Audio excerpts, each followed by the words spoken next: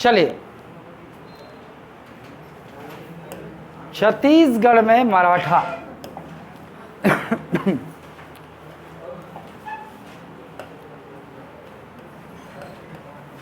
छत्तीसगढ़ में मराठा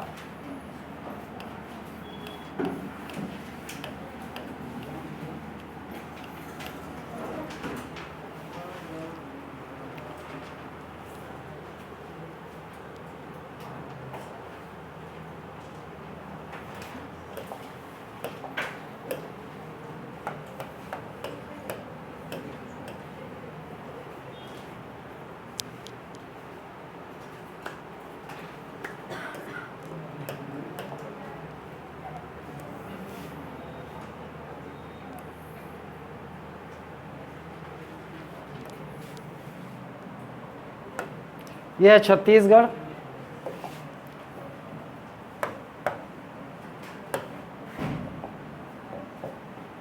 और यहाँ नागपुर। ये क्या है? नागपुर। ठीक, यहाँ पर नागपुर की गद्दी पर यहाँ कौन से वंश का शासन चल रहा है? भोसले, भोसले वंश का शासन। ठीक, और मैं जिस स्थिति में पहुंच रहा हूं इस समय, यहाँ पर शासक कौन है? रघुजी प्रथम। शासक कौन है? रघुजी प्रथम। और जिस समय रघुजी प्रथम नागपुर की गद्दी पर बैठा है, भोसले वंश का शासक, उसी समय यहाँ कलचुरी शासक कौन बैठा है? रघुनाथ सिंह। कलचुरी शासक रघुनाथ सिंह। रघुनाथ सिंह को कैसे जानते हो आप? छत्तीसगढ़ में या रतनपुर की गद्दी पर अंतिम स्वतंत्र कलचुरी शासक, और इसे आप जानते हो कि मराठों के अधीन रतनपुर का पहला कलचुरी शासक भी यही है। वो स्थिति कैसे बनेगी वो देखो। अभी इधर ये तो झारखंड हो गया, ये यहाँ से लेकर यहाँ तक झारखंड है, इधर बंगाल है। बंगाल में आप जानते हो नवाबों का शासन था, और यहाँ पे नवाब उस समय कौन था? अली वर्दी खान। अली वर्दी खान, अली वर्दी खान। ठीक, यही बंगाल में एक और व्यक्ति है, और इसका नाम है अमीर हबीब या हबीब, क्या क्या नाम है? हबीब, मीर हबीब। इसका नाम है मीर हबीब। मीर हबीब का वास्तव में अली वर्दी खान से पटता नहीं था, तो इसने क्या किया? मीर हबीब ने रघुजी प्रथम को बंगाल आक्रमण का न्योता भेजा। ठीक, तो ये भूमिका जो बंगाल आक्रमण पे या छत्तीसगढ़ पे आक्रमण की मराठों की, ये भूमिका आज की नहीं थी। ये भूमिका और पहले से चल रही थी, जब शिवाजी यहाँ गद्दी पर बैठे हुए थे, जब शिवाजी शासक थे, तब ये जो रघुजी प्रथम थे ना, ये वास्तव में उनके सेना प्रमुख थे।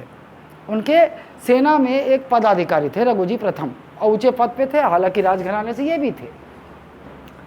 तो शिवाजी ने एक सनद दिया था अपने रघुजी प्रथम को, और उस सनद का मतलब ऐसा समझ जाओ कि एक आदेश है, एक फरमान है।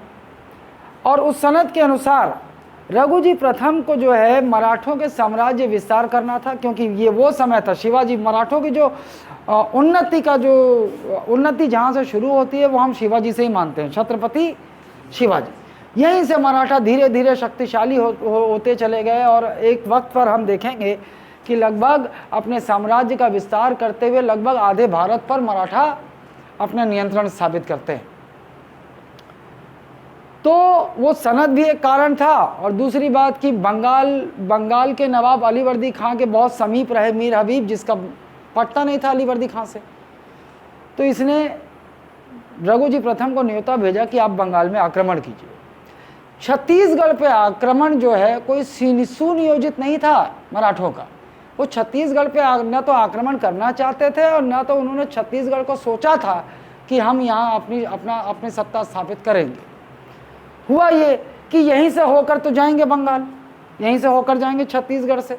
और रतनपुर के जो कलचुरी शासक थे, तो इतिहासकार मानते हैं कि ये अत्यंत मतलब शांतिप्रिय शासक थे। जब कलचुरी सत्ता यहाँ पे स्थापित हो गई, तो कलचुरी जो है बाहर किसी से कोई वास्ता नहीं रखते थे। एक फेस आया था, जिस फेस की अपन बात कर रहे हैं, कलचुरी काल के जिस चरण की हम बात कर रहे हैं, उस समय कलचुरी शासकों ने अपने आप को सीमित कर लिया था। वो रतनपुर और रायपुर मतलब छत्तीसगढ़ राज्य तक ही सीमित रहेंगे, बाहर इधर उधर आक्रमण करके अपने साम्राज्य विस्तार नीति उनकी नहीं थी। और दूसरी बात ये कि छत्तीसगढ़ की बात हो रही है 1741 की स्थिति में, तो छत्तीसगढ़ जंगल, यहाँ किसी की नज़र जाती नहीं थी कि ये भाई यहाँ भी जाए। तो हुआ ये कि ये जब यहाँ पहुँचा, अच्छा रघुजी प्रथम, चूंकि रघुजी प्रथम जो है मराठा साम्राज्य की विस्तार नीति का पालन कर रहे थे, इनको अपने मराठा साम्राज्य का विस्तार करना था, तो जाहिर सी बात है बहुत बड़ी सेना इनको रखनी पड़ती थी।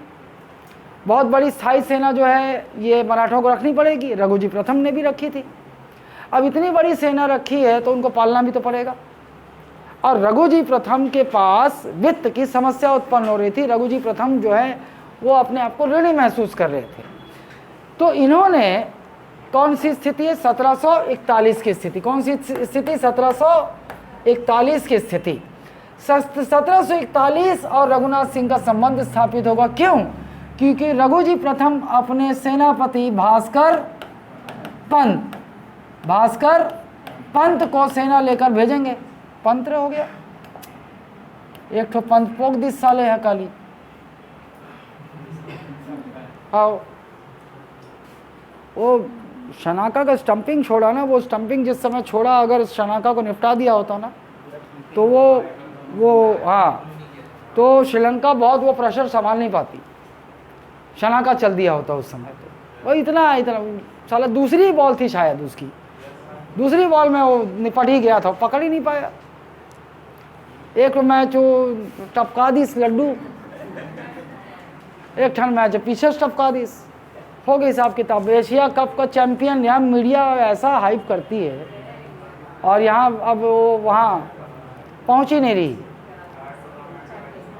है ना। नहीं देखो सुनो, अब चूंकि हम लोग क्रिकेट प्रेमी हैं तो जब भारत हारती है तो थोड़ा गुस्सा, थोड़ा हम ये प्लेयरों पर फोड़ देते हैं। लेकिन देखो वास्तविकता जानते हो, वास्तविकता ये है कि हर दिन एक जैसा नहीं होता। वो सारे प्लेयर भी चाहते होंगे जी जान से कि हम ये मैच जीतें, लेकिन हर चीज़ वैसी नहीं हो पाती जैसा हम सोचते हैं, है ना। कभी मौके मिलते हैं, कभी मौके भुना नहीं पाए तो हार झेलना पड़ गया। लेकिन श्रीलंका ने बहुत अच्छा खेला। असल में श्रीलंका को जितवाए उनके दोनों ओपनर ने। जो शुरुआत दी उन लोगों ने, अरे साला 90-93 रन तक तो विकेट ही नहीं गिरा था। जो मैं अंतिम देखा था, मैं वहीं से तय कर दिया था। लेकिन क्या हुआ, बीच में मौका आया, लगा जल्दी जल्दी विकेट लिए तो मौका बना, और वो मौका जो बना वो पीछे से टपका के छोड़ दिया, है ना। क्रिकेट विकेट देखते रहे, नहीं देखते?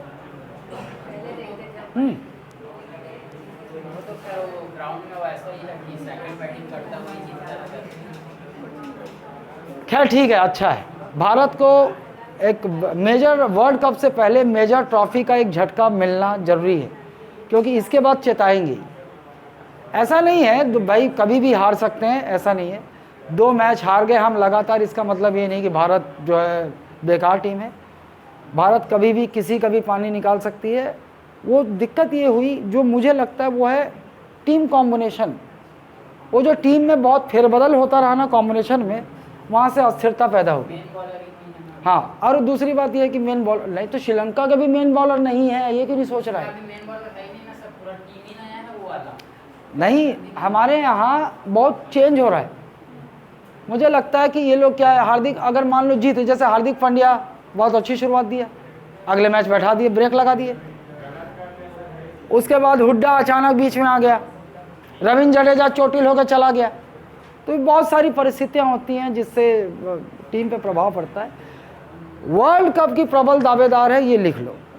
और अच्छी बात यह है तो कोहली का बल्ले से रन आ गया है, मतलब अब वो भले तीसरे, हर मैच में थोड़ी कोई बनाएगा यार, तीसरे मैच में आउट हो गया कोई बात नहीं, लेकिन रन उसके बल्ले से निकलने लग गया, मतलब वर्ल्ड कप तक वो अपने फॉर्म में आ गया ना।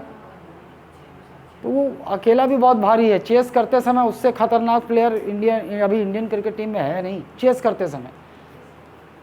चलो 1741 की स्थिति में भास्कर पंत भोसले वंश का सेना लेकर पहुंचता है रघुनाथ सिंह पर, और जैसे ही रतनपुर पहुंचते हैं, भास्करपंत पहुंचते हैं, रघुनाथ सिंह की भाई लोग सफ़ेद झंडा दिखाकर आत्मसमर्पण कर देते हैं। ठीक, आत्मसमर्पण कर दिया रघुनाथ सिंह ने, मराठा सेना का विरोध नहीं किया, बड़ी आसानी से दे दिया। जबकि जब कलचुरियों का हम इतिहास देखते हैं तो हम देखते हैं कि कलचुरी जो है बड़े ही वीरता के साथ और शौर्य के साथ, पराक्रम के साथ उन्होंने यहाँ कितने वंशों को पदच्युत कर अपनी शासन स्थापना की। लेकिन रघुनाथ सिंह की जब बात करें तो इसकी तस्वीर ऐसे आ जाएगी, एक तो 60 साल का ऐसे पिलवा शासक, एक तो वैसे ही बूढ़ा, जोश है नहीं कि विरोध कर सके मराठा से, इतनी बड़ी सेना, मराठा शक्तिशाली सेना का विरोध कर सके। दूसरी बात एक और थी, इसका बेटा था जो इकलौता बेटा, अब वो कैसे पैदा हुआ, कुछ कहते हैं नियोग से पैदा हुआ था या जैसा भी हुआ था, लेकिन विश्वनाथ सिंह याद है ना, सुसाइड कर लिया था, तो ये उसके वियोग में भी था। तो ये हिम्मत नहीं जुटा पाया कि ये भास्कर पंत का मतलब मराठा सेना का विरोध कर सके। और अगर जो सेना रतनपुर की गद्दी की सेना जो थी वहाँ पर, वो इतनी सक्षम भी नहीं थी, क्योंकि लगभग कहा जाता है 30,000 घुड़सवार सैनिक लेके निकला था भास्कर पंत। वो निकला यहाँ के लिए नहीं था, वो निकला था यहाँ के लिए। लेकिन जब तैयारी हुई तो रघुजी प्रथम वैसे ही फाइनेंशियल दिक्कत से गुजर रहा था। बोले हो भास्कर ला, अबे सुन, सेना अपनी बहुत बड़ी हो गई है, पाल नहीं पा रहे हैं अपन, एक काम कर, रास्ते में उधर रघुनाथ मिलेगा, साले को डरा धमका के पैसा वसूली कर ले। तो वास्तव में पैसा वसूली का उद्देश्य था। आया रघुनाथ सिंह, वो तो युद्ध भी नहीं लड़ा, पहले सरेंडर कर दिया, है ना। और रघुनाथ सिंह से 1 लाख रुपए, उस समय का 1 लाख रुपए कैश भास्कर पंत लिया और रघुनाथ सिंह को वापस गद्दी पर मराठा प्रतिनिधि के रूप में बैठाकर आगे बढ़ गया, है ना। 1 लाख रुपए उस समय का नगद लिया, क्योंकि इनको पैसे की तो जरूरत थी। मराठा सोचते थे छत्तीसगढ़ में क्या रखा है, जंगल, और 1741 की स्थिति में जंगल, है ना, जंगल। और ये नागपुर के शासक है, नागपुर उसके हिसाब से मेट्रो सिटी था उस समय, है ना, उस समय के हिसाब से नागपुर मेट्रो सिटी था। तो ये छत्तीसगढ़ को एकदम पिछड़ा हुआ जंगल, आदिवासियों का इलाका मानते थे, तो ज़्यादा इंटरेस्ट भी नहीं लेते थे। तो जो प्रारंभिक उद्देश्य था वो ये था कि भैया जाते हुए रास्ते में जो पड़ेगा उसको हम उससे पैसा वसूली कर लेंगे। अच्छा भैया, तो हम इस प्रकार से देखते हैं कि 1741 में भोसले शासकों का जो मराठा आक्रमण हुआ, किसके नेतृत्व में हुआ, भास्कर पंत नेतृत्व हुआ। और यहाँ रतनपुर के कलचुरी जो है अधीन हो गए मराठों के, गद्दी पर बैठाकर रघुनाथ सिंह को भास्कर पंत आगे निकल गया। आगे निकला, बंगाल पहुंचा। बंगाल पहुंचा तो अलीवर्दी खां से संधि हो गई, इनके बीच आक्रमण हुआ होगा, युद्ध हुआ होगा, लेकिन अलीवर्दी खां से संधि हो गई।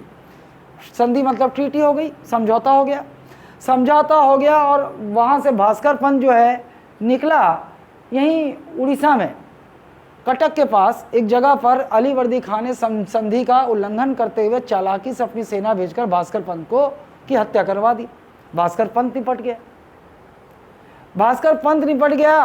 तो फिर अब वो जो वहाँ से रघुजी प्रथम, अब वो निकले अपनी सेना लेकर बंगाल की ओर।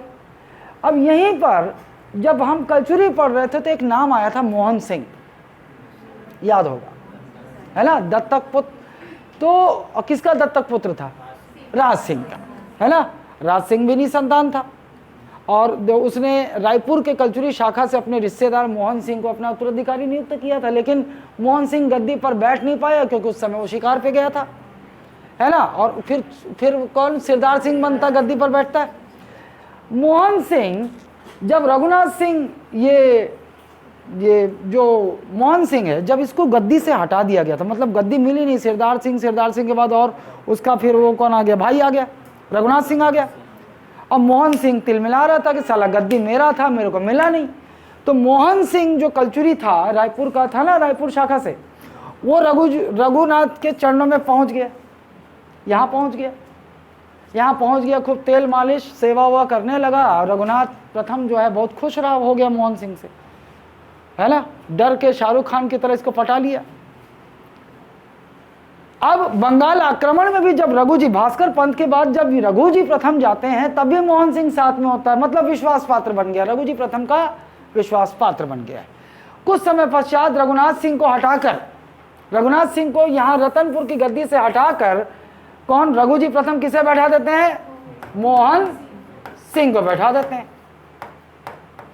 अब मराठों का प्रतिनिधि कौन हो गया, छत्तीसगढ़ में मोहन सिंह हो गया, मराठों के अधीन सत्ता संभाल रहा है। अब इधर इसी बीच, अब ये इधर मोहन सिंह गद्दी पर बैठ गया है, इसी बीच इधर नागपुर में कुछ हो रहा है। रघुजी प्रथम अपने निपटने से पहले अपने 4 बेटों में मराठा साम्राज्य का विभाजन करके, बंटवारा करके बंटवारा कर लेता अपने निपटने से पहले। तो रघुजी के चार संतान थी।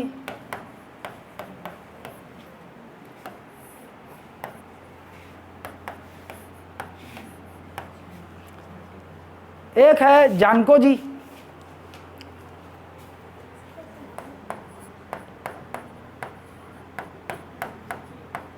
एक जानको जी, एक मुधो जी,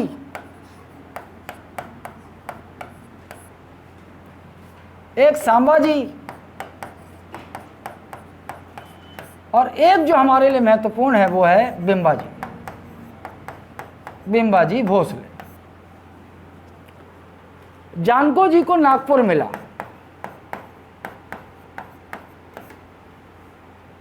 मुधो जी को चांदा मिला, सांबा जी को बराड़ क्षेत्र मिला, और बिंबा जी को मिला छत्तीसगढ़, बिंबा जी को मिला छत्तीसगढ़।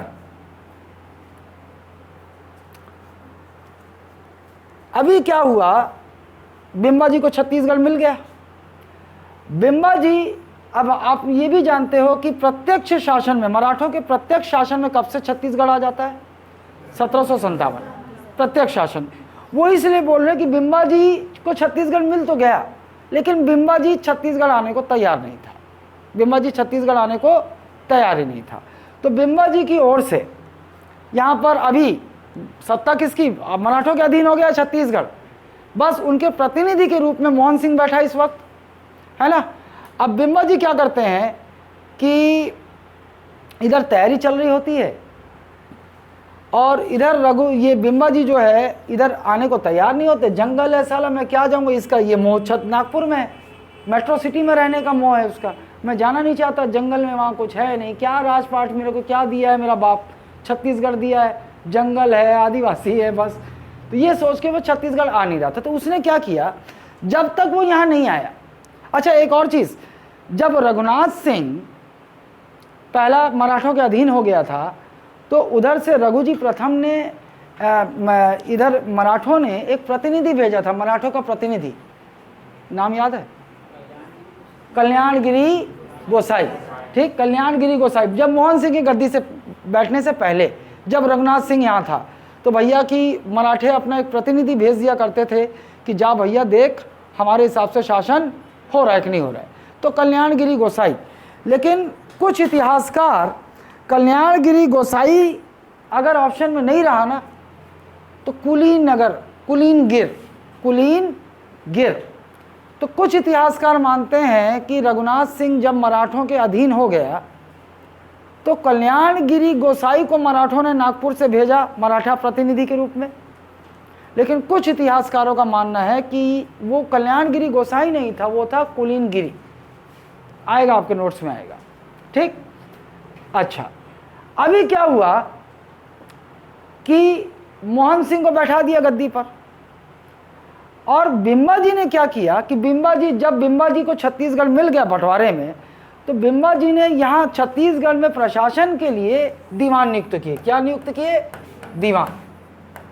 तो जब तक बिंबा जी छत्तीसगढ़ नहीं आएगा तब तक वास्तव में छत्तीसगढ़ का सत्ता, वास्तविक पावरफुल हाथ किसमें? दीवान के हाथ में। वो तो केवल मराठों के अधीन एक प्रतिनिधि के रूप में बैठा हुआ है, नाम मात्र का शासक मोहन सिंह।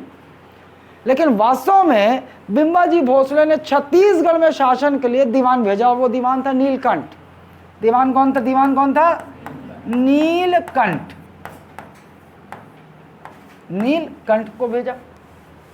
मोहन सिंह तिलमिलाना शुरू हुआ। मोहन सिंह, उसकी तिलमिलाहट उसी समय से शुरू हो गई थी जब रघुजी प्रथम का विश्वास जीतकर उसने गद्दी पर बैठाया मोहन सिंह को। लेकिन उसको बाद में पता चला कि साला गद्दी तो मोला मिलत नहीं है, अपन बेटा अल्लाह दे दी छत्तीसगढ़ ला, है ना। वो व्यर्थ के भुलावे में था, खून खून होता है। बिम्बा जी उसका खून था, जब बंटवारा किया तो छत्तीसगढ़ उसको दे दिया, तिल मिलाया हुआ था। तो तैयारी किया अपने सेना वोना तैयार करके कि जो भी मराठों के यहाँ से भगाना है, ये तैयारी किया। वो तैयारी कर ही रहा था, अचानक बीमार पड़ गया, निपट गई। अटैक अटैक कुछ नहीं हुई, मतलब कोई आक्रमण नहीं कर पाया, उससे पहले ही बीमार पड़ के निपट गया, है ना। अब यहाँ पर किसका शासन है? बिम्बा जी नागपुर में ही बैठा है, छत्तीसगढ़ नहीं आ रहा है। लेकिन बिम्बा जी ने छत्तीसगढ़ में शासन व्यवस्था प्रशासन संभालने के लिए दीवान नियुक्त कर दिया, और वो पहला दीवान कौन था? नीलकंठ। और नीलकंठ के बाद एक और दीवान नियुक्त किया जिसका नाम था घोड़ो महादेव। घोड़ो महादेव। तो ये दो दीवान के नाम मिलते हैं। मतलब बिम्बा जी के छत्तीसगढ़ में प्रत्यक्ष सत्ता संभालने से पहले बिम्बा जी ने छत्तीसगढ़ में प्रशासन संभालने के लिए दो दीवान नियुक्त किए थे। वो दो दीवान कौन थे? नीलकंठ और घोड़ो महादेव। ठीक। अच्छा, समय बीतता है। कुछ समय पश्चात बिम्बा जी सोचता है कि चलें अब छत्तीसगढ़। ठीक।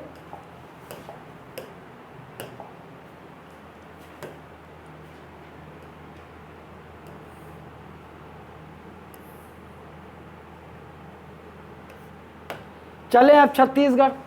यहां से अपना पूरा सेना होना सब लेके निकलता है नागपुर से बिम्बा जी भोसले।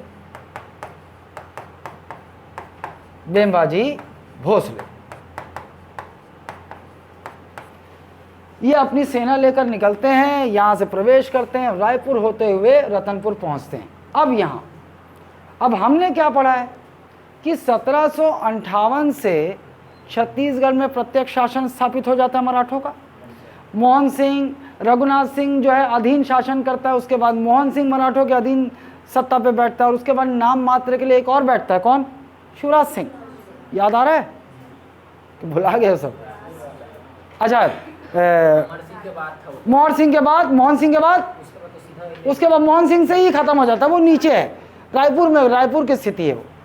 अब देखो, कहा जाता है, कुछ इतिहासकारों का मानना है कि 4 फरवरी 1757 4 फरवरी 1757 को बिम्बा जी जो है रतनपुर के महल में प्रवेश करते हैं। लेकिन इस मान्यता को जो है छत्तीसगढ़ में जो इतिहास के जानकार हैं वो उसको ठुकरा देते हैं। उनका कहना है कि संभवतः ऐसा हो ही नहीं सकता। 4 फरवरी वास्तव में वो दिन है जिस दिन वो नागपुर से निकले होंगे छत्तीसगढ़ के लिए। उनके हिसाब से, जो यहाँ की मान्यता है उसके हिसाब से मई 1757 में बिम्बा जी भोसले रतनपुर के महल में प्रवेश करते हैं। रतनपुर के महल में प्रवेश करते हैं। जब मृत्यु पूछ सकता तो ये भी तो पूछ सकता भैया सत्ता पे बैठा कब? तो रतनपुर के महल में प्रवेश किया, मतलब वही मई 1757। लेकिन मई 1757 को जब आपसे पूछा जाता है कि भाई छत्तीसगढ़ में मराठों का प्रत्यक्ष शासन कब स्थापित हुआ, तो आप क्या बोलते हो? 1758 बोलते हो। वो इसलिए क्योंकि 1757 में तो आया, रतनपुर पर बैठ गया, लेकिन अभी पूरा छत्तीसगढ़ नहीं, पूरे छत्तीसगढ़ की बात नहीं हो रही। कुछ समय के बाद यहाँ रायपुर से भी एकीकरण कर देता है। बिम्बा जी जैसे ही गद्दी पर बैठता है तो उसका जो प्रशासनिक सुधार करता है वो क्या करता है, अभी रतनपुर और रायपुर शाखा 2 शाखाओं में बटी हुई है। ये क्या करता है, प्रशासनिक रूप से रतनपुर और रायपुर राज्य का एकीकरण करता है। एकीकरण करता है तो ये पूर्ण कब हो जाता है? 1758। इसीलिए हम कहते हैं कि छत्तीसगढ़ में मराठों का प्रत्यक्ष शासन कब स्थापित हुआ? 1758। लेकिन पहली बार प्रत्यक्ष शासन अगर बोलोगे तो रतनपुर में स्थापित हो गया कब? 1757, मई 1757। ठीक है। अच्छा, अब बिम्बा जी जब यहाँ से चलते हैं तो सेना, जाहिर सी बात है सेना लेके निकलेंगे। आपको लगेगा अरे फरवरी में निकले रही, इस मई में पहुंची, 250 किलोमीटर तो है रतनपुर, नहीं, नागपुर। इतना टाइम लग गया? अरे भाई, अपना पूरा सामान, बैग, कैरी बैग, कपड़ा लत्ता, अंडरवियर सब लेके निकला होगा ना वहाँ से। सामान नागपुर से लेके निकलेगा। और दूसरा उसका सैनिक, इतना थोड़ी वहाँ उस समय जीप और प्लेन था कि बैठ के तुरंत पहुँच जाए। सैनिक पैदल चाल सैनिक भी तो लेके निकला था, क्योंकि यहाँ तो सेटल होने आ रहा था ना, ट्रांसफ़र हो गया था उसका नागपुर। तो इतना समय लग गया। साथ में हमें एक फैक्ट मिलेगा कि साथ में जब ये आता है ना, तो अपने साथ ये कुछ अनुभवी व्यक्ति नागपुर से लेकर निकलता है जो यहाँ का कार्यभार प्रशासन में उसका सहयोग करेंगे। तो एक यहाँ से प्रश्न बन सकता है। देखो, तो बिम्बाजी भोसले अपने साथ जिन नागपुर से जिन अनुभवी व्यक्तियों को प्रशासन कार्य के लिए रतनपुर लेकर आता है, उसमें नाम मिलता है एक तो घोड़ो महादेव,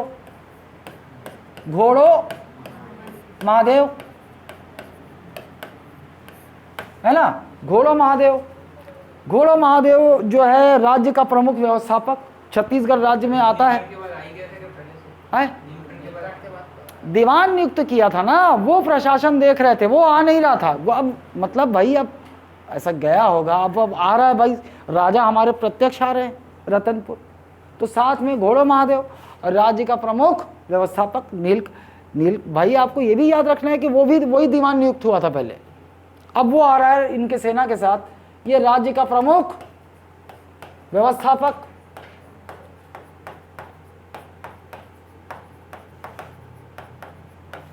ठीक, प्रश्न यहां से बन सकता है। और साथ में कृष्ण भट्ट उपाध्याय, एक और व्यक्ति कौन? कृष्ण भट्ट उपाध्याय। अभी हम लोग इधर उपाध्याय बोलते हैं, उधर क्या होता, थोड़ा सरनेम ट्विस्ट हो जाता है, जैसे इधर गुप्ता उधर गुप्ते हो जाता है, वैसे ही उपाध्याय हो गए। ये कौन? राज्य पंडित, मतलब राजपुरोहित बोल सकते हो आप। ठीक, उसके बाद एक और नाम आता है माशा रिल्हे।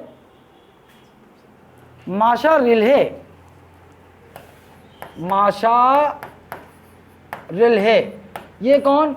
ये घोड़े महादेव का सह सलाहकार था। ये कौन था माशा रिल्हे? घोड़ो महादेव का, घोड़ो लिख देता हूं समझ जाओगे, घोड़ो महादेव का सह सलाहकार था ये।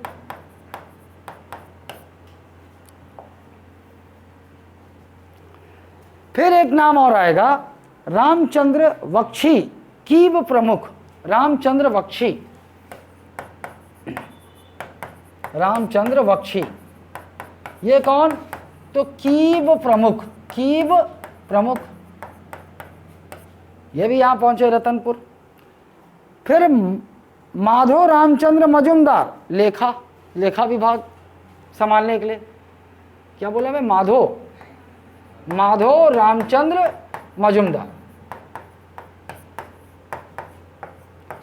मजुमदार, ये यहां लेखा संभालेंगे रतनपुर में। ठीक, और कृष्णाजी मोहिते, राजस्व विभाग।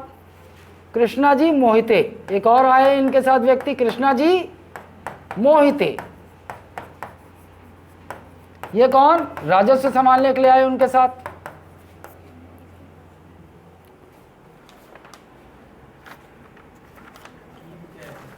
पता नहीं यार क्या लिखे हैं, समझ में नहीं आया मेरे को। महमूद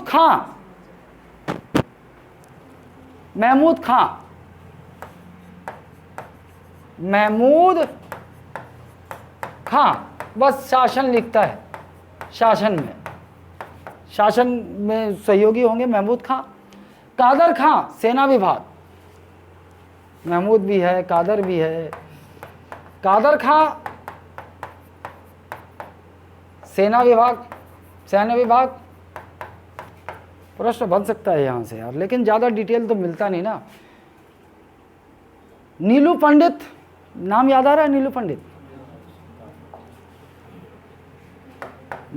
पंडित जो बस्तर में आक्रमण किया था, नीलू पंडित, ये भी सेना से, सैन्य विभाग।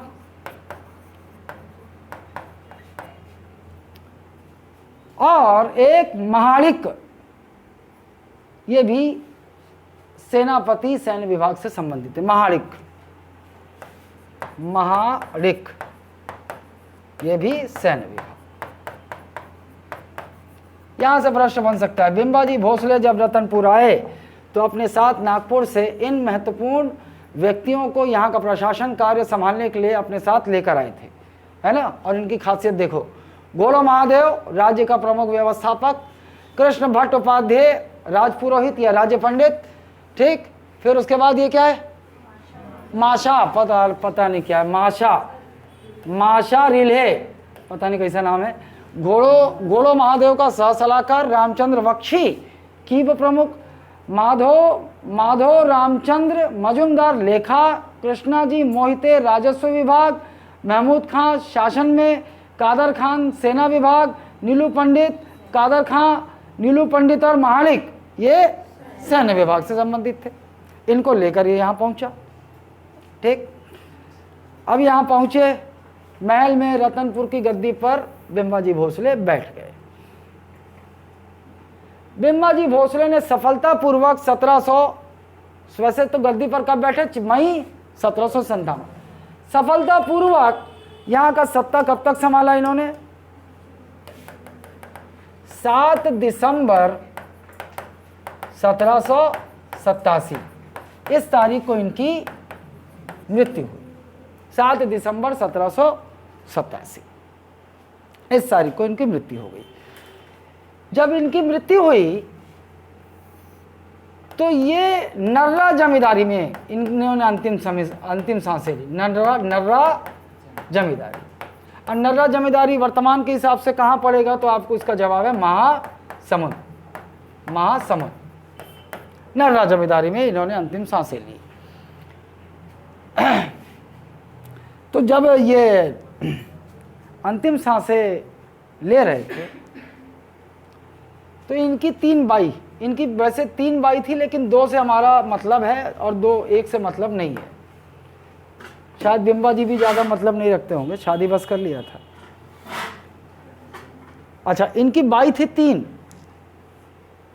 लेकिन इनका बेटा नहीं, निसंतान, इनकी किसी भी रानी से नहीं हुआ। इसका मतलब खोट,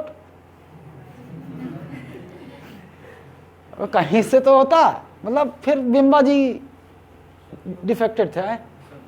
हाँ, अब बिंबाजी भोसले जो है, इनकी 2 रानियों का नाम हम याद रखेंगे। एक उमा देवी, उमाबाई, देवी नहीं रखते थे लोग, बाई, उमाबाई, और एक आनंदी बाई, एक आनंदी बाई। इन दोनों बाई को अपन जानेंगे इसलिए कि बिंबाजी भोसले की मृत्यु के बाद उमाबाई सती हो गई,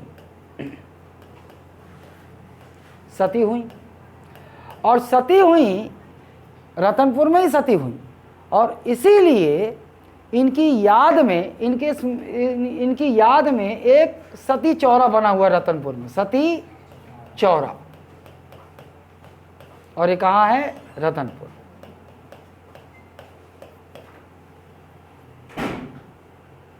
कौन गिस,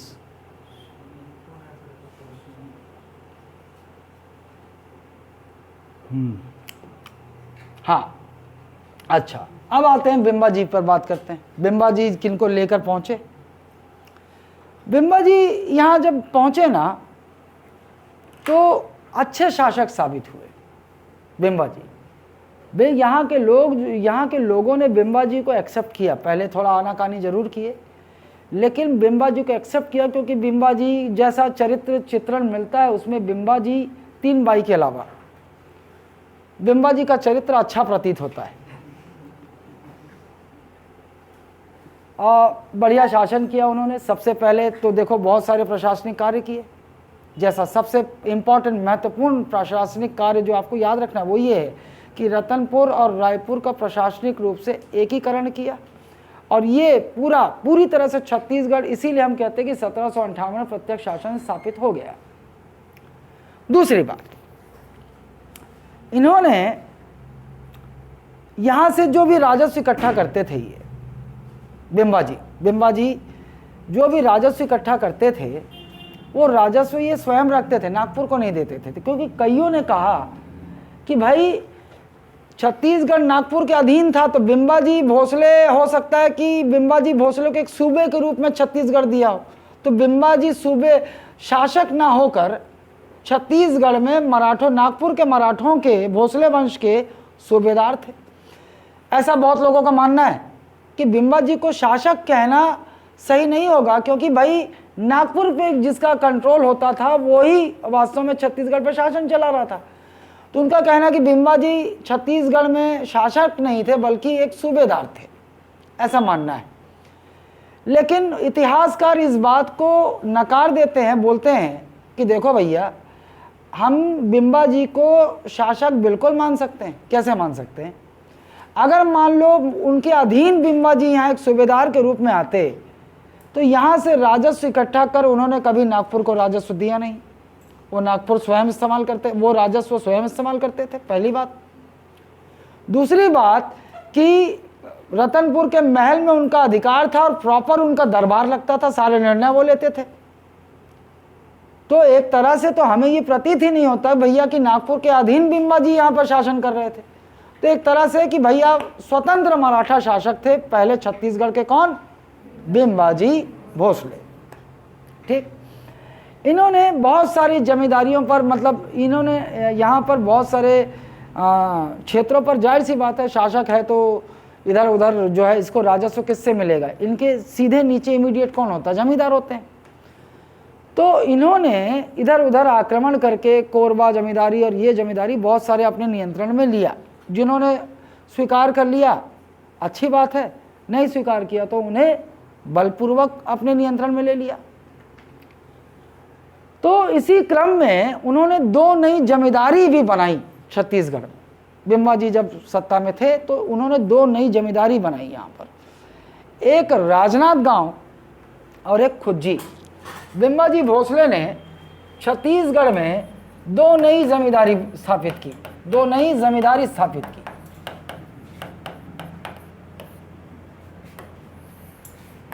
एक राजनांदगांव जमींदारी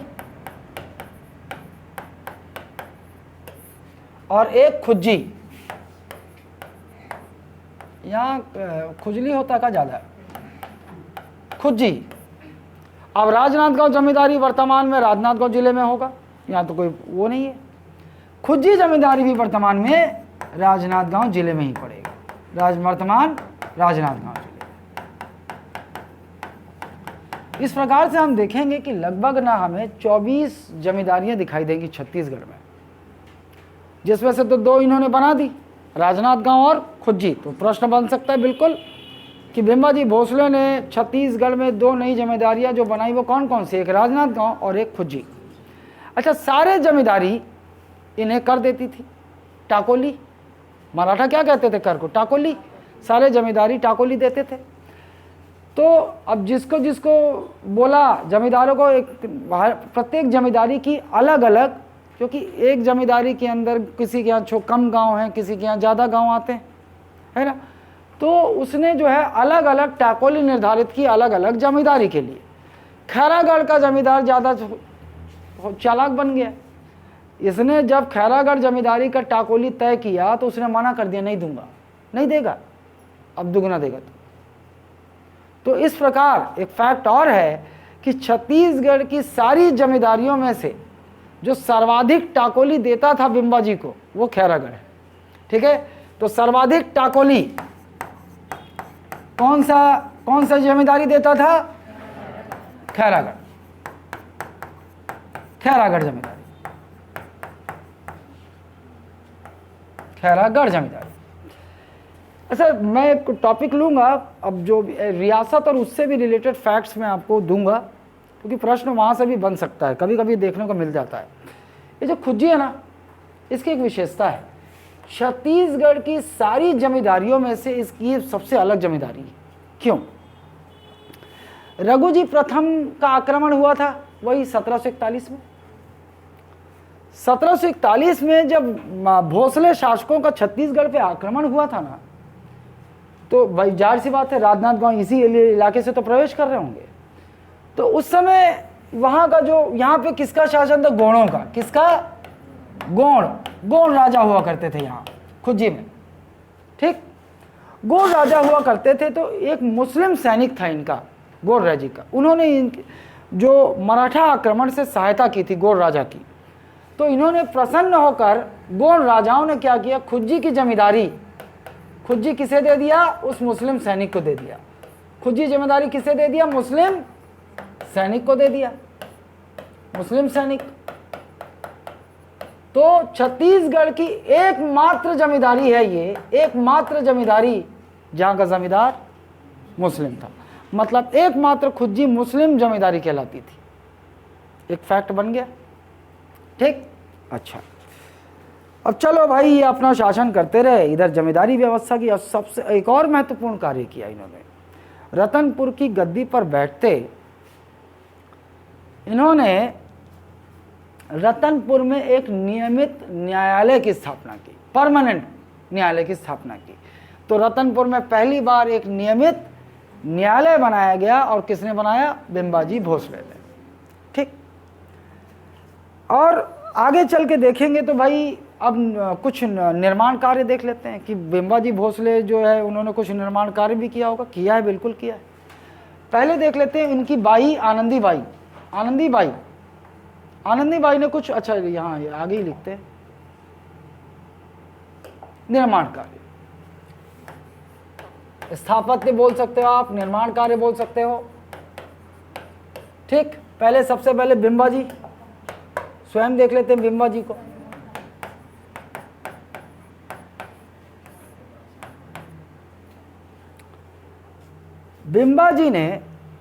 बिंबाजी बहुत सहिष्णु थे। मतलब जब तक रतनपुर की गद्दी पर बैठे रहे, बहुत लोग मानते थे उनको और सारे धर्मों का आदर करते थे। इन्होंने रतनपुर में ही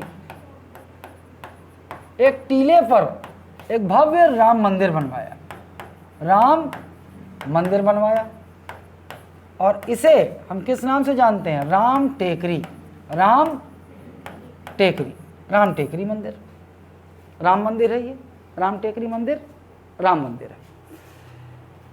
बिंबाजी की जब मृत्यु हो गई तो उनकी विधवा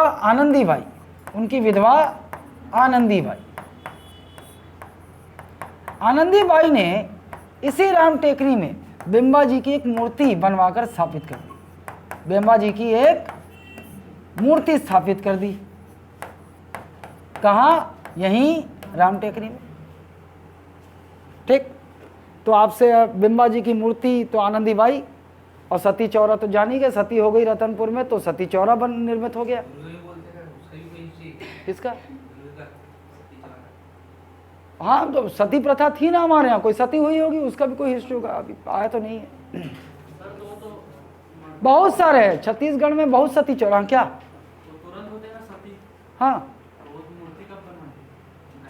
अबे उमाबाई सती हो रही बे, ओकर एक रानी थोड़ी रही। उमाबाई, ओकर एक रानी उमाबाई। वो भी अब सती कौन अपने मन से होती है? वही है, मर गया होगा बिंबाजी तो जबरदस्ती अफीम खिला के बैठा दिए होंगे। है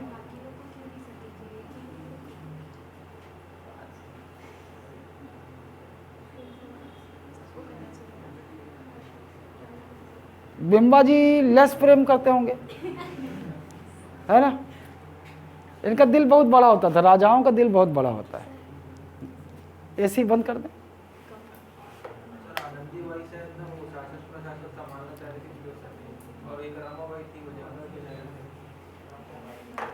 बताता हूँ, वो आएगी आनंदीबाई, अभी तस्वीर में आएगी, वो चिमन जी के बाद आएगी। तो आनंदीबाई ने बिंबाजी की मूर्ति बनवाई। आनंदीबाई ने एक संगमेश्वर मंदिर बनवाया रतनपुर में ही। कौन सा मंदिर? संगमेश्वर मंदिर। और ये कौन सा मंदिर है? शिव मंदिर। ये एक शिव मंदिर है। ठीक, और आनंदीबाई ने ही एक और मंदिर बनवाया, खंडोबा मंदिर। एक और मंदिर बनवाया, कौन सा? खंडोबा मंदिर। कहाँ? रतनपुर, रतनपुर में ही बनवाया। इसकी स्टोरी, उनका एक भतीजा था, आनंदीबाई का एक भतीजा था, इसका भतीजा आनंदीबाई का कौन? खंडोजी। इतना नहीं पूछेगा ना खंडोजी भतीजा का नाम कारिस, हाँ ये पूछ सकता है। खंडोबा मंदिर कहाँ? रतनपुर में ही है। और खंडोबा मंदिर एक, ये भी एक शिव मंदिर है, ये भी एक शिव मंदिर है। ठीक, अपने भतीजे खंडोजी की मृत्यु हो गई, अकाल मृत्यु हो गई, उसकी याद में उसने एक खंडोबा मंदिर बनवाया। तो बिम्बाजी, राम टेकरी, राम टेकरी मंदिर, राम टेकरी कहाँ? रतनपुर में ही एक राम मंदिर है ये। और उनकी विधवा आनंदीबाई ने उसी राम टेकरी में बिम्बाजी की एक मूर्ति भी बनवाई है। अच्छा, आनंदीबाई ने दो चीज़ें, एक तो मूर्ति बनवाई राम टेकरी में, और दूसरा एक मंदिर बनवाया, खंडोबा मंदिर। कहाँ? रतनपुर में ही खंडोबा मंदिर बनवाया, अपने भतीजे की स्मृति में बनवाया, ये भी एक शिव मंदिर है। ठीक, अच्छा, अब बिम्बाजी ने, भुला गए रे,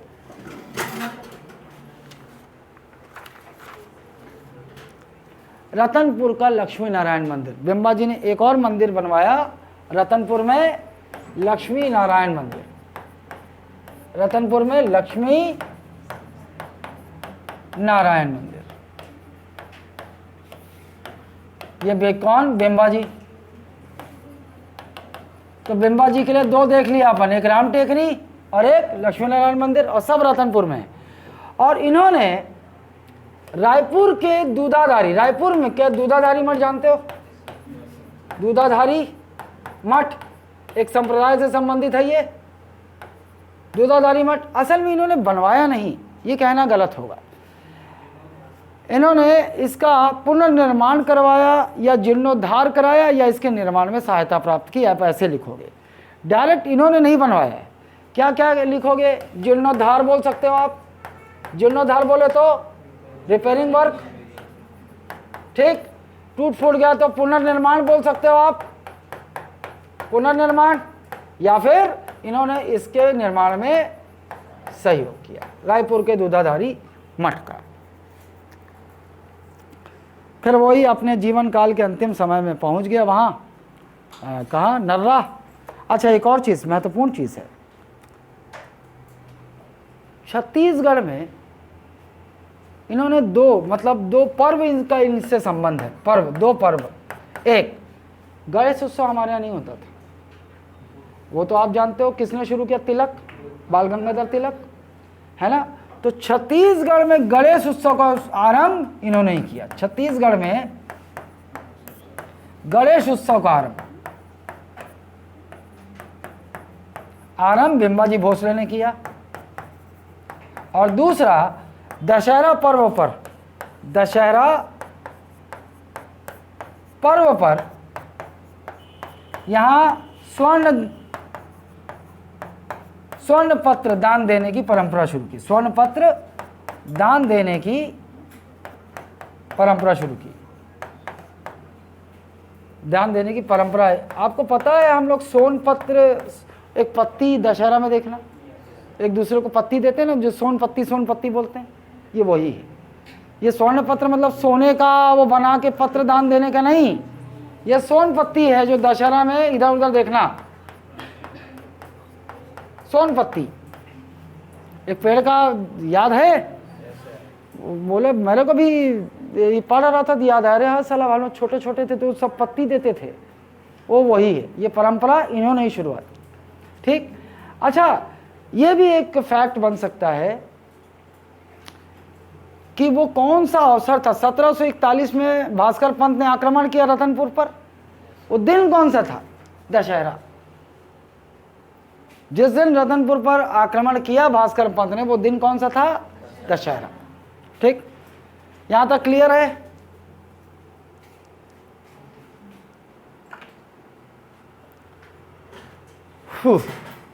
चल, अब बिम्बाजी भोसले अपना जो भी है एकीकरण किया, न्यायालय स्थापित किया, कुछ मंदिर बनवाए, है ना, गणेश उत्सव प्रारंभ किया छत्तीसगढ़ में, दशहरा में सोनपत्र, और अंतिम समय में नर्रा जमींदारी में जाकर दम तोड़ दिया।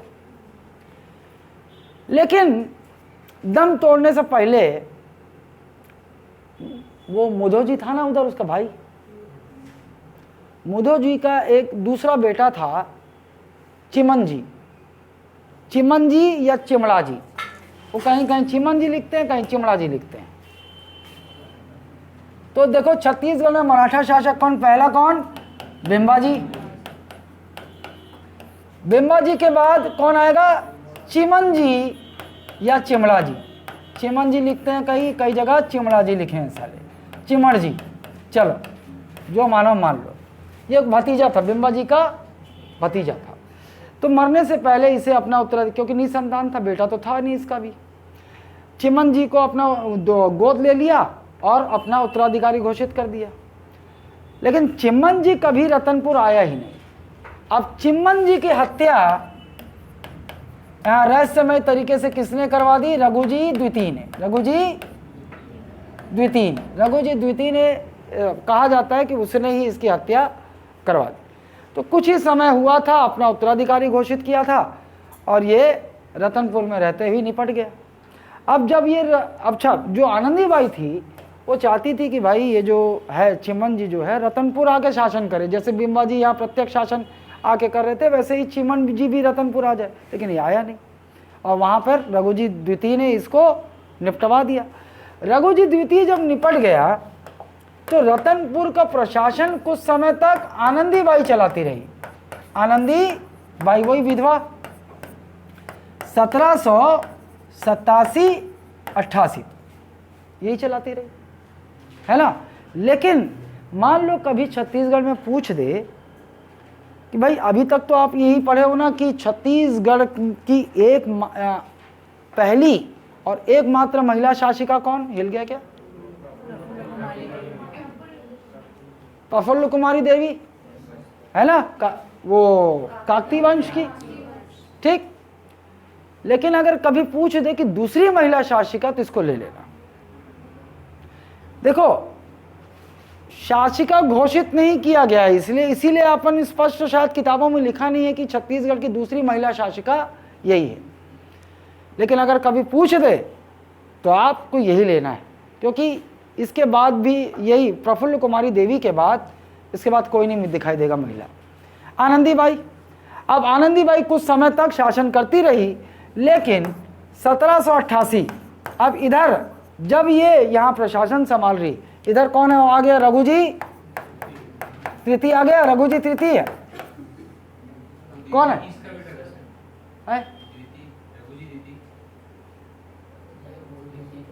अरे रघुजी प्रथम, पहले जब वो भास,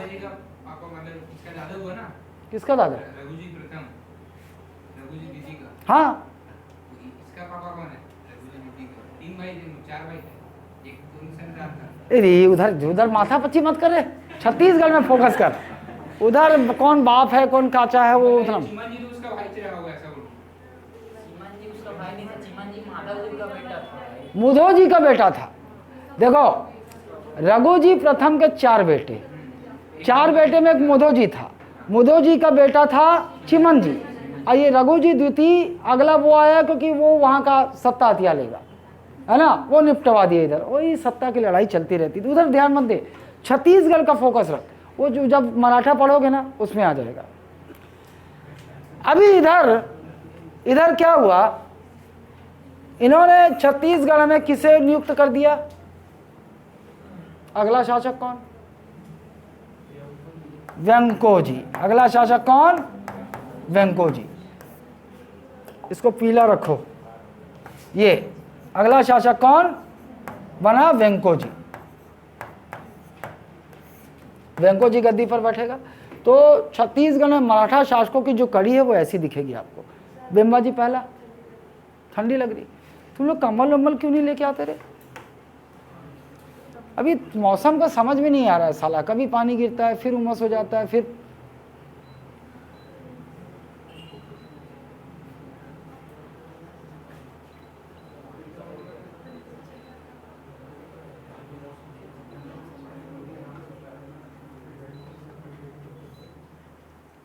ठीक है।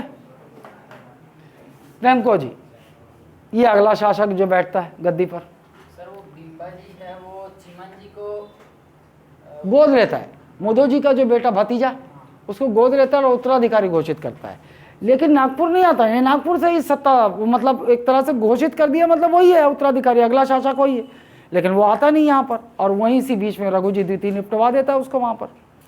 अब उसके बाद जब उसकी गैर हाजिरी में जब तक अगला कोई शासक नियुक्त नहीं होता, इधर कौन शासन संभाल रही? आनंदीबाई। और उसके बाद फिर 1788 में उधर मराठा नागपुर के भोसला शासक किसे नियुक्त कर देते हैं यहाँ? छत्तीसगढ़ का शासक वेंकोजी। वेंकोजी भी अब नागपुर में है, मेट्रो सिटी से गांव आना नहीं चाह रहा है ना, वो भी वही बोल रहा जंगल है जंगल है, नहीं जाऊँ नागपुर में रहूँ। ठीक, नागपुर में गंगूबाई है,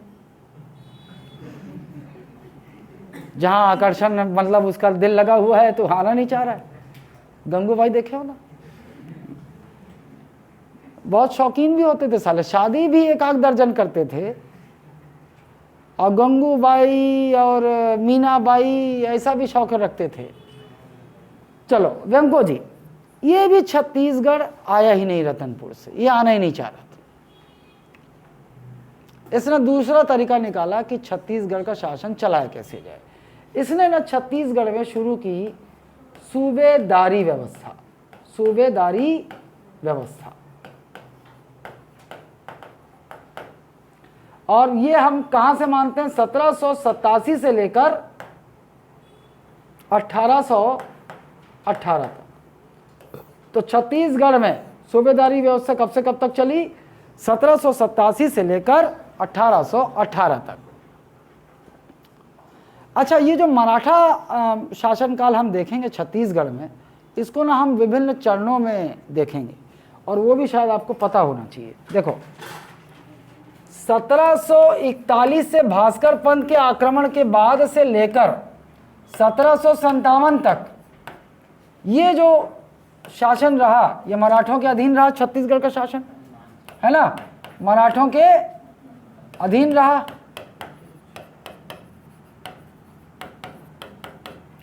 उसके बाद 1757 से लेकर 1787 तक, नहीं सॉरी वो तो हम अलग से ही देखेंगे। 1757 से लेकर 1818 तक यहाँ क्या देखेंगे हम? मराठों का प्रत्यक्ष शासन देखेंगे। मराठों का प्रत्यक्ष शासन देखेंगे छत्तीसगढ़ पर।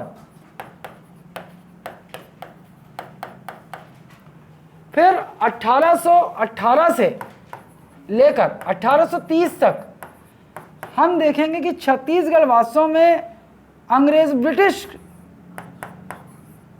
ब्रिटिशों के अधीन या आंग्ल मराठा राज देखेंगे छत्तीसगढ़ पे। क्योंकि मैं बताता हूं, 1818 में द्वितीय आंग्ल मराठा युद्ध हो गया था अंग्रेजों और मराठों की सेना के बीच। और इस युद्ध का अंत किसके संधि? एक संधि के साथ होता है, संधि कर लेते हैं दोनों, है ना, पूना की संधि कर लेते हैं। तो उस संधि के तहत ऐसा होता है कि अब ये जो छत्तीसगढ़, मराठों का जो छत्तीसगढ़ में शासन है, ये अंग्रेजों के अधीन होगा। ये अंग्रेजों के अधीन, छत्तीसगढ़ का शासन अंग्रेजों के अधीन होगा। तो इसीलिए हम क्या बोलते हैं कि भाई प्रथम दृष्टया हम देखते हैं कि मराठा ही शासन कर रहे हैं, लेकिन वास्तव में 1818 से लेकर 1830 तक जो मराठा शासन यहाँ चल रहा है वो ब्रिटिश अंग्रेजों के अधीन है ना। समझ रहे हो कि नहीं समझ रहे हो? ठीक। अब उसके बाद 1830 से लेकर 1854 तक हम पुनः भोसला शासन देखेंगे। पुनः भोसला शासन का प्रत्यक्ष शासन देखेंगे, क्योंकि संधि के तहत 1830 तक की अवधि खत्म हो गई। उसके बाद 1830 से लेकर 1854 तक पुनः छत्तीसगढ़ क्षेत्र में भोसला प्रत्यक्ष शासन रहेगा। और 1854 के बाद आप जानते हो, याद होगा आपको, डलहौजी, ब्रिटिश अधिकारी डलहौजी, गवर्नर जनरल, भारत के गवर्नर जनरल, इसने नागपुर को हड़प नीति के तहत हड़प लिया। और चूंकि छत्तीसगढ़ नागपुर का भाग था उस समय, तो नागपुर समेत छत्तीसगढ़ किसके अधीन हो गया? अंग्रेजों के अधीन हो गया। आते नोनी ये बार नंबर लाबे, है ना, ये बार रगड़ के फड़ कॉपी किताब ला फाड़ डाल साले ला, है ना, ये बार हाँ तो ये स्टेजेस में चलते हैं।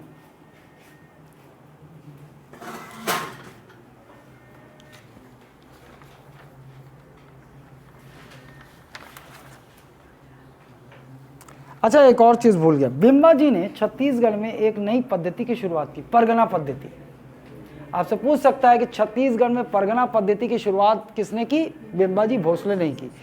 देखो, परगना कुछ और नहीं है, जैसे आज हम देखते हैं ना कि एक प्रशासनिक विभाजन है हमारे यहाँ, प्रशासनिक इकाई, संभाग, राज्य के संभागों में विभक्त होता है, संभाग जिलों में विभक्त होते हैं, जिले तहसील में विभक्त होते हैं, तहसील ब्लॉक में विभक्त होते हैं, विकासखंड, उसी को विकासखंड बोलते हैं, और फिर ब्लॉक गांव में विभाजित होते हैं।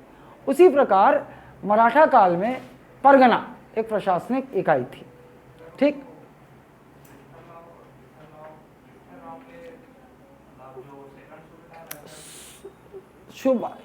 इनको सूत्रधारी नहीं माना जाता है।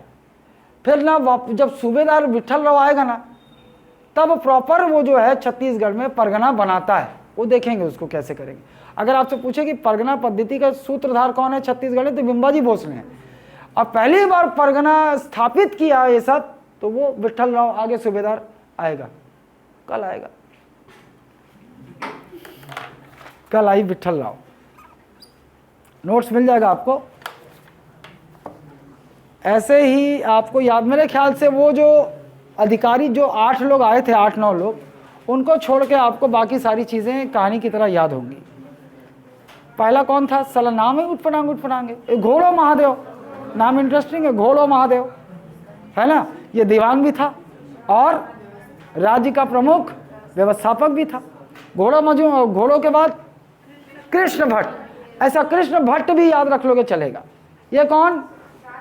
राज पंडित, राज पुरोहित। और एक और कृष्ण है, मजुमदार, राजस्व विभाग, एक कृष्ण मजुमदार है, ये राजस्व विभाग, कृष्णा मजुमदार, हाँ, मोहिते मजुमदार, पूरा नाम था कृष्णा मोहिते मजुमदार, है ना। ये 3 हो गए। और देखो, नीलू पंडित को अपन जानते ही हैं। नीलू पंडित के साथ एक और नाम था, सैन्य विभाग, कादर खान और महमूद खान भी था, नहीं रे,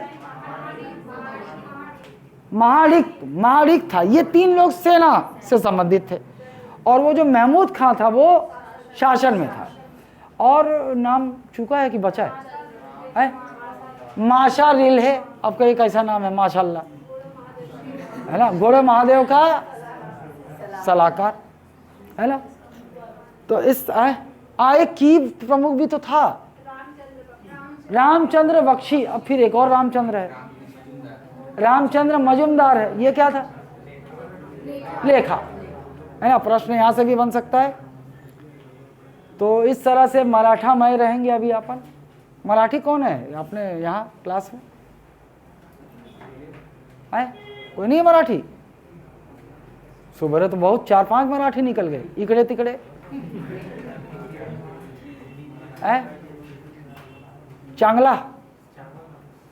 चांगला मानुस, मतलब भला मानुस ना, अच्छा आदमी। और चांगली पोरगी, हम यहाँ टूरा टूरी बोलते हैं, वहाँ पोरगा पोरगी बोलते हैं। और हैदराबाद में पोट्टा पोट्टी।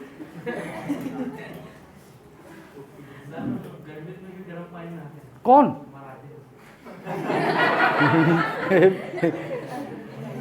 ये पुख्ता जी के है कि बस तो 1-2 मराठी को मतलब तेरा? हाँ,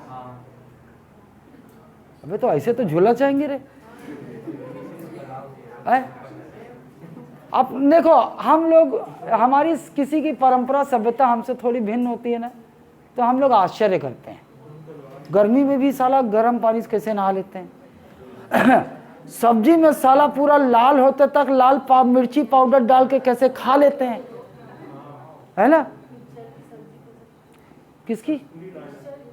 मिक्सचर की सब्जी, हाँ, वो सेव वाला, जो टमाटर सेव जो आजकल मिलता है, रसों में भी मिलता है, वो वहीं की रेसिपी है।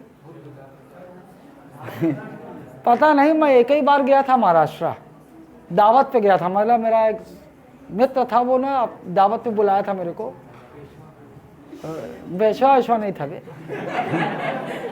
वो यही महाराष्ट्र में गोंदिया है ना, गोंदिया से आउटर में गांव में बुलाया था, मैं गया, बढ़िया खाना। अच्छा बहुत देर भी हो गया था, अब अपन क्या है, देर भी हो गया था, भूख उक लगे तो सब मज़ा आता है, बस इंतज़ार कर रहे हैं, अब ये साला खाना में देरी काहे कर रहा है ना। आप जाए खाना वाना लगा, देखा कलर एकदम ज़बरदस्त, कलर एक होता है ना सब्जी का जो कलर होता है जो आकर्षित करता है, वैसा कलर सबका, कढ़ी भी था, सब्जी भी था, पुलाव भी था, रोटी भी, पापड़ ओपड़ अचार सब व्यवस्था कर दिया वो। अब बस पहले अपन बोले कि अपन कढ़ी ट्राई करेंगे, है ना। रोटी उठाए, कढ़ी में लगाया, मुंह में डाला, भागा बाहर। पहले जो पानी था वो पिया, नहीं चैन आया, फिर बाहर गया, पूरा मग्गा ले आधा घंटे तक, फिर बड़ा हिम्मत करके वापस आया। अब दाई कहा थे, बेटा कढ़ी में मिर्ची है, कढ़ी मत निकाल दो, कढ़ी मत खाओ। ठीक, दाल ट्राई करते। और दाल भी साला ऐसा फ्राई था कि पूरा लाल, मतलब तेल और पूरा लाल। मैं बोला हो सकता है कलर ऐसा हो, बोल रही है कि कढ़ी मत खाओ, ये ट्राई करो। आधे घंटे के बाद मैं हिम्मत करके जब दूसरा नवाला डाला, फिर भागा, है ना। अब उसके बाद फिर मेरी हिम्मत ही नहीं हुई, मैं बोला सुन, तेरे घर में चावल भी नहीं खाऊंगा साले। अबे इतना मिर्ची खाते हो? बोलता ये तो हमारे लिए सामान्य बात है। मेरे लिए सामान्य नहीं है साले, अब मेरा मिर्चा देख के मेरे को डर लगेगा।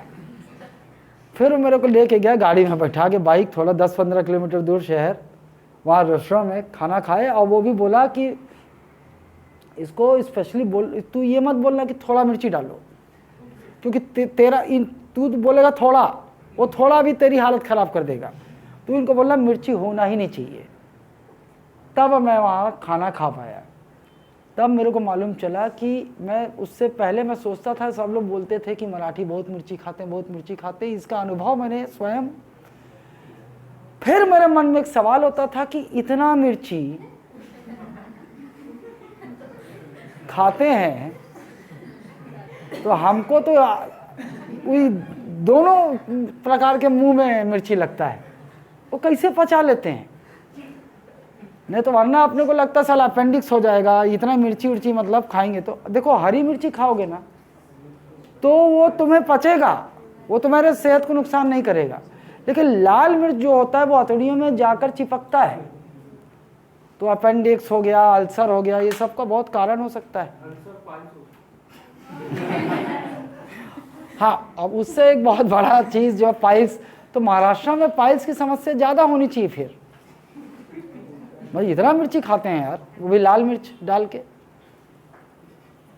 खैर जो भी है, अब उनके परंपरा में है, शुरुआत से वो इतनी मिर्ची खाने के आदी हैं तो खा लेते हैं बड़े आराम से। लेकिन पूरा महाराष्ट्र नहीं खाता है इतना मिर्ची, पता है। ये जो हमारा नागपुर और इधर वाला क्षेत्र है ना, यही मिर्ची इतना खाते हैं, और उधर जाओगे तो वो लोग इतनी मिर्ची नहीं खाते हैं। अब उसका कारण हो सकता है क्यों नागपुर में बहुत लाल मिर्च, खेती तो लाल मिर्च की नहीं होती, खेती किसकी होती है? संतरा तो होता ही है रे। और प्याज भी फेमस है, नासिक का प्याज, बहुत प्याज होता है उधर, मिर्ची भी है ना। लाल मिर्च की जो है, लाल मिर्च का वहाँ बहुत होता है, तो लाल मिर्च बहुत होता है तो फिर फ्री में मिला तो खाओ, तो ऐसा आदत पड़ गया होगा।